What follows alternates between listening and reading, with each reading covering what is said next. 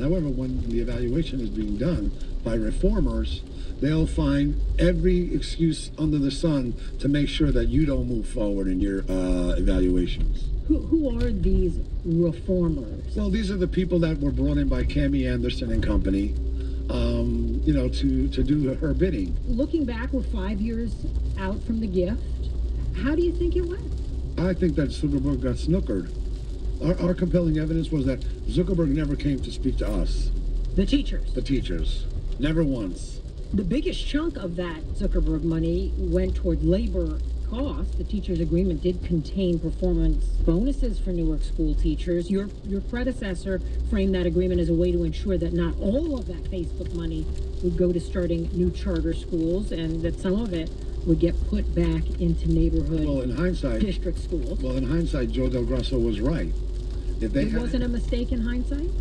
No, if we had not used that money towards the negotiations, they would most certainly have used it towards opening more charter schools.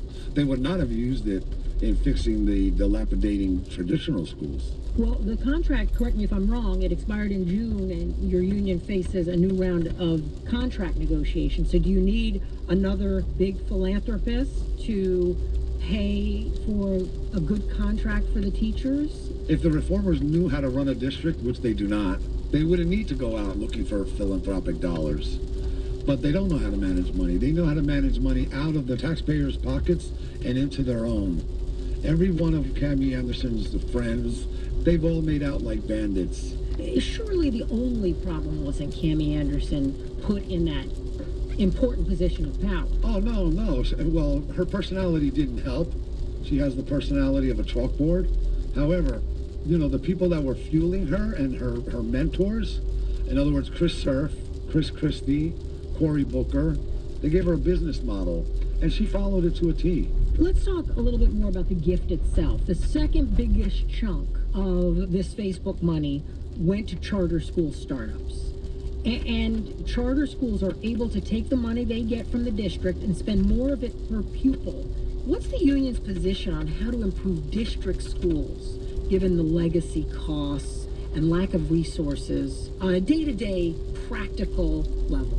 Well, we don't buy into that notion that there's a lack of resources. There's plenty of resources. It all depends on how you want to use those resources. How you allocate them. How you allocate them. So even with an extended day, even with an extended school year, if you're not dealing with poverty, if you're not dealing with the neighborhood and the community and its needs, you're not going to change the outcome in that school. You could have Einstein teaching them math, but if Einstein doesn't go home with them and then sits down at night and does homework with them and brings them back safely to school the next day, that kid is going to be struggling. I want to ask you about Chris Surf. You've mentioned him a couple of times. He's replaced Cami Anderson, who no doubt was highly controversial. He hired Cami Anderson in the first place, right?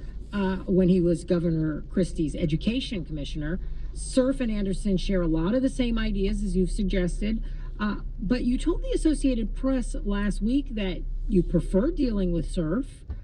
Do you anticipate a thawing of relationships between the teachers' union and the administration now that Surf is in position? Well, the main difference was their personality. You couldn't be in a room for more than 2 minutes with Cami Anderson without just wanting to leave or do something that you would regret later. With Chris Surf, he's delivering the same message, and we're not fools. We weren't born yesterday. We believe with all our heart that Christopher Surf has come in to finish the job that Cami Anderson, his mentee, began. And there are those in the city that say, well, you know, he's come in to return local control back to the city. Well, you know what? If you're going to return back a district that has 5 schools left in it, and the rest have been chartered and are out of our control, then you know what? We don't want that type of control back. That's Newark Teachers Union President John Abagon speaking to WNYC's Jamie Floyd. Later this month, WNYC will be hosting a panel discussion about the Zuckerberg gift and Newark school reform with Mayor Ras Baraka, author Dale Russakoff, and others. September 28th at the New Jersey Performing Arts Center. Free tickets are available at WNYC.org/events. Sonia Manzano played Maria on Sesame Street for 44 years. Her own childhood was spent with a violent alcoholic father and a mother who struggled to leave him. I asked her why she allowed it to go on, and she said, well, you know, I just thought that when you guys grew up, you'd understand. And I remember thinking, you might understand, but you don't gain the childhood back. I'm Anna Sale, host of Death, Sex, and Money. Hear a conversation now at deathsexmoney.org. WNYC support comes from LV Wood, manufacturers of bespoke wood flooring. Bespoke wood floors are made to order and are all made in the USA. The New York showroom at 24 West 20th Street is open to the public. More at lvwood.com. Leadership support for digital innovation at WNYC is provided by the Jerome L. Green Foundation. Periods of rain tonight, an isolated thunderstorm still possible. It'll be humid with lows in the upper 60s. Tomorrow, Friday, a chance of showers in the morning, but then clearing to partly sunny skies. Highs expected in the upper 70s. This is WNYC. The time is 4:51. From NPR News, this is All Things Considered. I'm Audie Cornish. And I'm Robert Siegel. Almost a quarter century after it was buried to protect it from vandals, the head of Berlin's infamous Lenin statue was dug up today and hauled to its new home. The 4-ton granite sculpture will be part of a new exhibit called Unveiled. It features German history told through lost or forgotten monuments. NPR's Soraya Sarhadi Nelson was on hand for the delivery. In the 2003 comedy film Goodbye Lenin, a helicopter flies the head and torso of the goateed communist leader through a newly unified Berlin. Today's trip of the statue's head to its new home here in the Berlin district of Spandau also had its farcical aspects. A camera drone buzzed overhead as two workers unhitched the sides of the flatbed on which the tarp-covered sculpture was tightly strapped. A large forklift then hoisted the covered head onto a wooden pallet that bent under the weight. Wird ihn keiner mitnehmen, 3,9 Tonnen. Spandau cultural official Gerhard Hanke jokes, no one will steal him, he's too heavy. Vielleicht nicht sagen ein großer Mann, aber eine große Figur. He adds, I can't say he was a great man, but he's a big statue. The 62-foot monument that once towered over East Berlin's Lenin Square was toppled like most such statues were during the public backlash in the waning days of the Soviet bloc. The first mayor of the reunified Berlin, Eberhard Diepgen, ordered its removal in late 1991.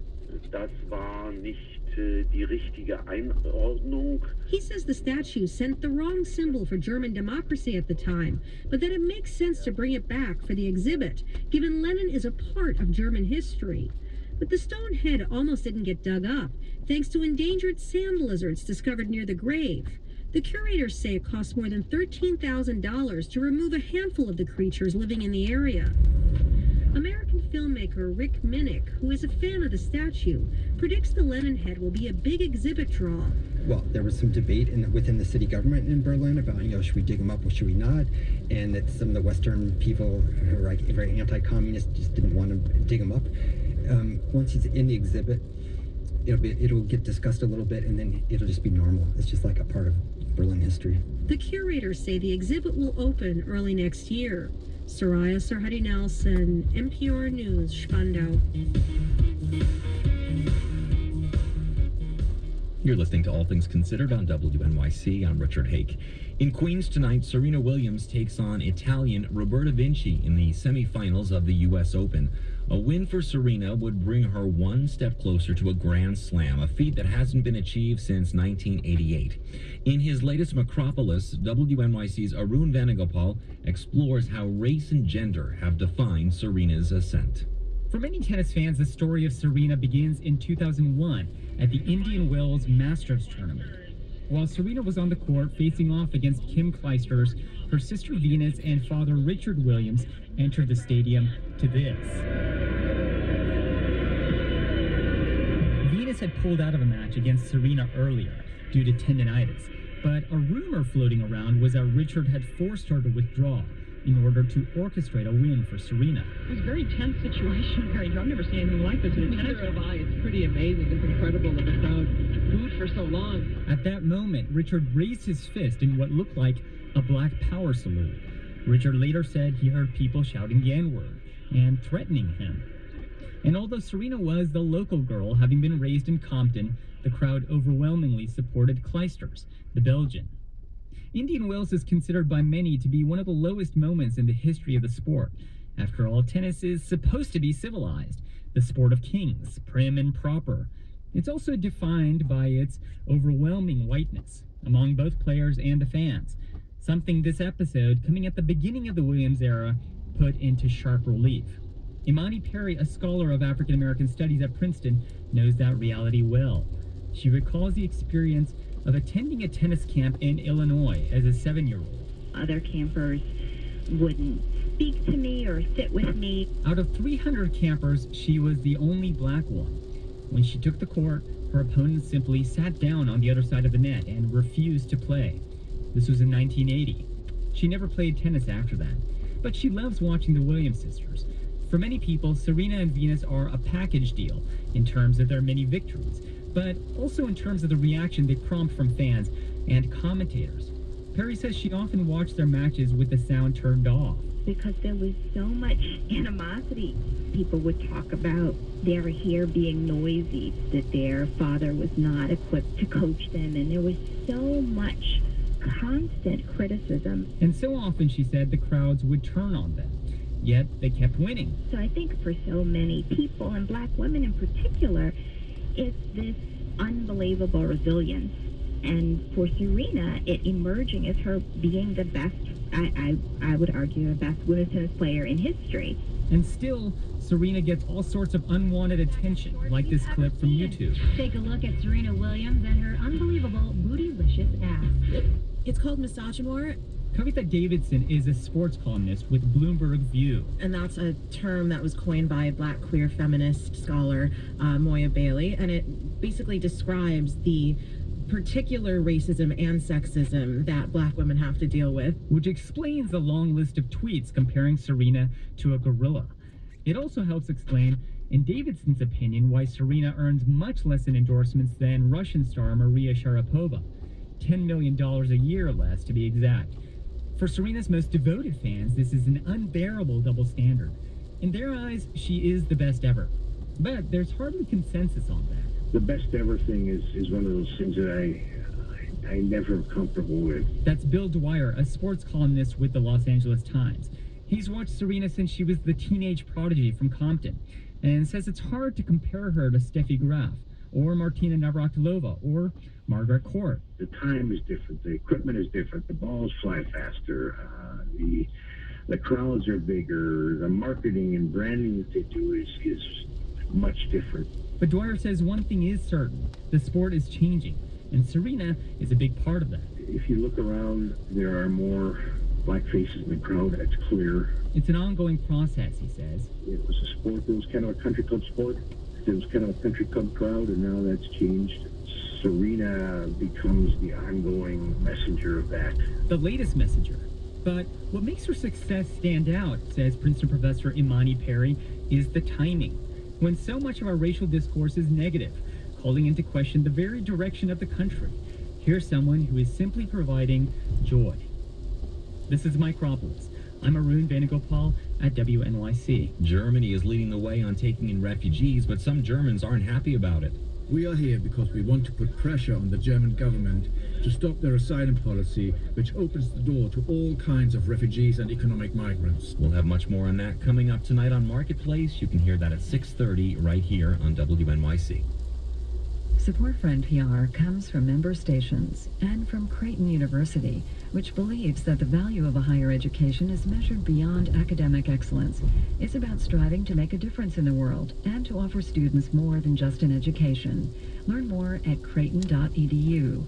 Subaru, automotive partner of the National Park Service Centennial. Subaru encourages people to explore America's treasures and discover a national park adventure at findyourpark.com. Love, it's what makes a Subaru a Subaru. And the financial services firm of Raymond James. For over 50 years, offering wealth management, banking, and capital markets expertise with a focus on putting the client's financial well-being first. Learn more at RaymondJames.com. This is WNYC, FM, HD, and AM, New York. Just keep listening.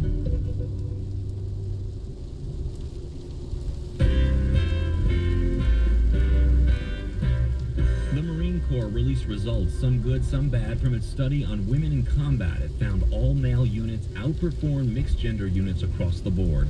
I'm Richard Hake, and this is All Things Considered on WNYC.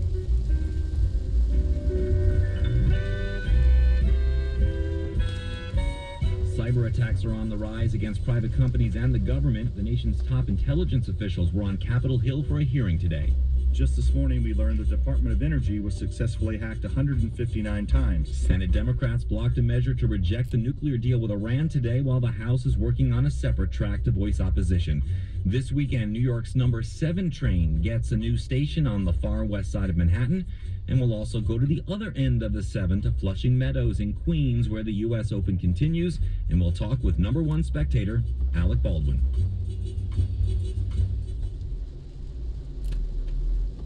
From NPR News in Washington, I'm Jack Speer. Senate Democrats banded together today to block a measure rejecting the nuclear deal with Iran. But as NPR's Elsa Chang explained, Senate Republicans are not entirely giving up, indicating they're prepared to try another vote. For days, the president has had enough votes in the Senate to keep the nuclear deal with Iran alive. The remaining question was, would Democrats block the Republican-led resolution of disapproval from reaching a final vote, or would they let it pass and sustain the president's veto later? Democrats chose the first option, but their Republican colleagues may try to hold the same vote again. After all, Congress has until September 17th before the deal goes into effect, and it's not like Capitol Hill to finish up business before a deadline. Of course, the sooner lawmakers get done considering the Iran deal, the sooner they can start finding a way to keep the government funded past September 30th. Elsa Chang, NPR News, the Capitol. An attorney representing the family of Freddie Gray is applauding a decision by a judge to keep the trials of 6 police officers charged in connection with his death in the city of Baltimore. Attorney Billy Murphy saying today it would be an insult to our citizens to think there are not 12 open-minded people who would base their decision on the evidence and the law. Baltimore Circuit Court judge dismissed arguments from the officers' lawyers, who said the days of riots, protests, and citywide curfews would make it difficult to choose unbiased jurors in the city. Baltimore recently settled with Gray's family for $6.4 million in the case. A UN envoy on education is trying to drum up $250 million from donors to get Syrian refugees back into school. NPR's Michelle Kellerman reports the UN envoy is focusing on Syrians living in Turkey, Jordan, and Lebanon. Former British Prime Minister Gordon Brown says he wants to enroll 1 million Syrian children into schools, and he thinks he can do it for $10 a week per child, using schools have double shifts, the first for Lebanese children, the afternoon for Syrian refugees. The issue here, as it is in Jordan and is also in Turkey, is not principally the lack of teachers or the lack of facilities or the lack of classrooms. It is the lack of funds. He says he's been reaching out to wealthy Gulf states and private foundations. Michelle Kellerman, NPR News, Washington. Fewer people were filing first-time claims for unemployment benefits last week. According to the Labor Department, initial jobless claims fell by 6,000 to a seasonally adjusted 275,000. Meanwhile, the 4-week moving average, which smooths out some of the volatility in the weekly numbers, barely budged. It was up by just 500. Last week, the government reported the monthly figures for August showed the national unemployment rate now at a 7-year low of 5.1%. Stocks posted modest gains. All 3 of the major indices up slightly today. The Dow was up 76 points. The S&P gained 10 points. You're listening to NPR. This is WNYC in New York. I'm Richard Hake. After approving a raise for New York's fast food workers this summer, Governor Cuomo wants to expand a $15 minimum wage to everyone. The governor's administration approved a proposal to raise the wages of fast food employees, a move that does not need legislative approval. But Governor Cuomo will need to get lawmakers on board if he wants to extend the benefit to all workers. He's dismissing critics who say the wage hike would be bad for the economy. We believe the exact opposite. We believe raising the minimum wage is actually going to spur the economy because the families that get that money are going to spend that money. A group of restaurant owners is considering a legal challenge to the increase. Police Commissioner William Bratton says he's trying to apologize to former tennis professional James Blake about an altercation with an officer, but Blake has not responded to messages. Blake was body slammed and handcuffed by officers yesterday at his Midtown hotel after a case of mistaken identity. The commissioner says he also wants Blake to assist in the internal investigation. My concern is that after the release, there's department protocols that should have been followed that apparently were not. So that's part of the investigation. Bratton says one officer involved has been placed on modified duty. Governor Christie continues to get questions about his close friend and former Port Authority executive David Sampson. The CEO of United Airlines resigned this week amid an investigation into an alleged bribery case involving Sampson. Eric Scott, who hosts the monthly Ask the Governor show on NJ 101.5, pointed out that Sampson led the Christie's transition team and was his top appointee at the Port Authority. You must have had a good relationship with him, known him fairly well. Oh yeah, David's a friend. Yeah, I mean, does... I find all of this hard to believe. David's a friend of mine. I don't see him as much as I used to now because he's retired and he's moved out of state. Christie says he only knows what he's read in the papers about the chairman's flight, a money-losing route that United may have created for Sampson. Periods of showers, maybe an isolated thunderstorm tonight. It will be humid with lows in the upper 60s. Tomorrow, Friday, cloudy with a chance of showers in the morning, but then we should see some clearing by the afternoon. It'll be partly sunny with highs in the upper 70s. The sunset tonight is at 7:15. This is WNYC. Support for NPR comes from AT&T. With AT&T, the network is on demand, the office is mobile, and the cloud is designed for high security. Learn more at att.com/focus. From NPR News, this is All Things Considered. I'm Robert Siegel. And I'm Audie Cornish. Here's a disturbing warning. The kind of cyber attacks that have recently hit the government and private sector will not only keep happening, they're going to increase. As NPR's David Wellner reports, lawmakers heard that warning today, but they didn't hear many solutions.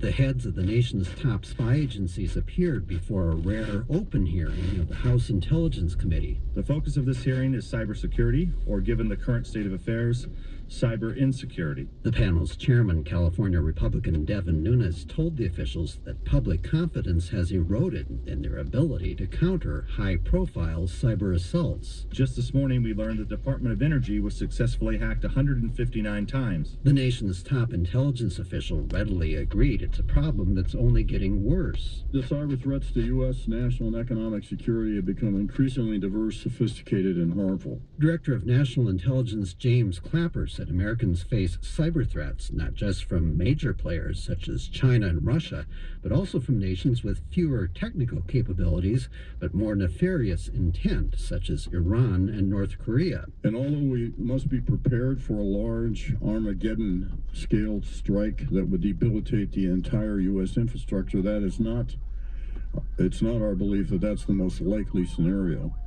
Rather, our primary concern are the low to moderate level cyber attacks from a variety of sources which will continue and probably expand. Utah Republican Chris Stewart suggested that part of the problem may be that the U.S. has not made clear to potential hackers that they'll face consequences for their actions. It seems to me if we can be more open about how we will respond, that could act as more of a deterrence. And I'm not sure that we've done a very good job of doing it yet. Intelligence Chief Clapper agreed. A case in point, the recent breach at the Office of Personnel Management, which exposed the personal data of some 22 million federal employees, contractors, and job applicants. This is not a one-off, and we will continue to see this until we create both the substance and the psychology of deterrence. But Connecticut Democrat Jim Himes said the nature of these breaches is not always clear. Is stealing classified information from us an act of war, or is it just an act of espionage that we do to each other, and maybe we even grudgingly admire those who can pull off that kind of espionage? In fact, at a symposium in late June, DNI Clapper had words of praise for China, which he called the leading suspect in the OPM hack. You have to kind of salute the Chinese for what they did. You know, if we had the opportunity to do that, I don't think we'd hesitate for a minute. Today, Clapper argued the U.S. has to be very careful about what kinds of computer intrusions should trigger sanctions. That which is conducted for espionage purposes, I just would caution that we think in the old saw about people live in glass houses. We should think before we throw rocks. It was a tacit acknowledgement that U.S. spy agencies also hacked other nations. While the Obama administration did sanction 5 Chinese military officials last year, that was for alleged economic cyber spying. As for the OPM hack, no sanctions have been announced so far, and it's not clear whether they will be, with Chinese President Xi Jinping due to visit the White House later this month. David Wilna, NPR News, Washington. The Marine Corps just released a year-long study testing whether women can survive the rough, grueling world of ground combat. The details are stark. All male units outperformed mixed-gender units across the board. Here's the decision Marine leaders have to make now. Ask the Pentagon to still bar women from ground combat, or push for tougher physical standards to let them in. Here's NPR's Tom Bowman. The Marine Corps created a battalion of 100 women and 300 men last fall to test whether opening up jobs in the infantry, artillery, and armor to women is a good idea. NPR went along. They carried heavy packs and mounted patrols, shot at targets and dug fighting holes, practiced pulling the wounded to safety. Get up, let's go, you got it. You got it. Get yourself up there. Others changed massive tires on armored vehicles, while still others loaded artillery shells. Those are measurements of things that we believe impact combat effectiveness. That's Paul Johnson. He directed the study for the Marine Corps. Women will be allowed in those ground combat jobs beginning in January, unless the Marines can successfully argue for an exception in the coming weeks. Now the results of the Marine study are in. In 93 out of 134 tasks that we tested across the MOSs, the all-male groups outperformed the integrated groups. And those tasks basically tell how good a unit is in fighting the enemy. Johnson's study found that male-only squads, teams, and crews outperformed those mixed with males and females. Today, a 4-page synopsis of the study was released, and the Marines say the full study will be released soon. All male units were faster in moving to a target, the study found, especially with a heavy weapon like a machine gun. They also had more hits on targets and at a faster rate. And the number of females in those mixed-gender units was small. They tested with 1 woman, then 2 women. The numbers were kept low to reflect this reality. Women make up just 7% of the Marine Corps. The study pointed to what it called notable differences in the amount of time it took an all-male unit to evacuate a wounded Marine compared to a mixed-gender unit.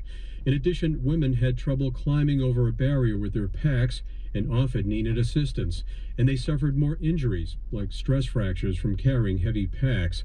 Still, the Marines included no specific time differences in the synopsis, and they said the findings do not necessarily mean that women should be barred from ground combat. I would characterize this as there's more to be learned. Colonel Ann Weinberg was among those leading the study. Again, if we take in the whole body of knowledge of what we know about physicality, there are opportunities to train and become stronger and to be able to complete these tasks in a faster and more lethal manner. Faster and more lethal. That can mean the difference between life and death. The Marine Corps synopsis included this quote from a 1992 presidential commission. A military unit at maximum combat effectiveness is a military unit less likely to suffer casualties. The Marine Corps said its leaders are still deciding whether to ask Defense Secretary Ash Carter to keep women out of some combat jobs. Army leaders, meanwhile, are expected to open all their ground combat jobs to women who can meet the physical standards. Secretary Carter recently signaled that's what he plans to do as well, starting in January. And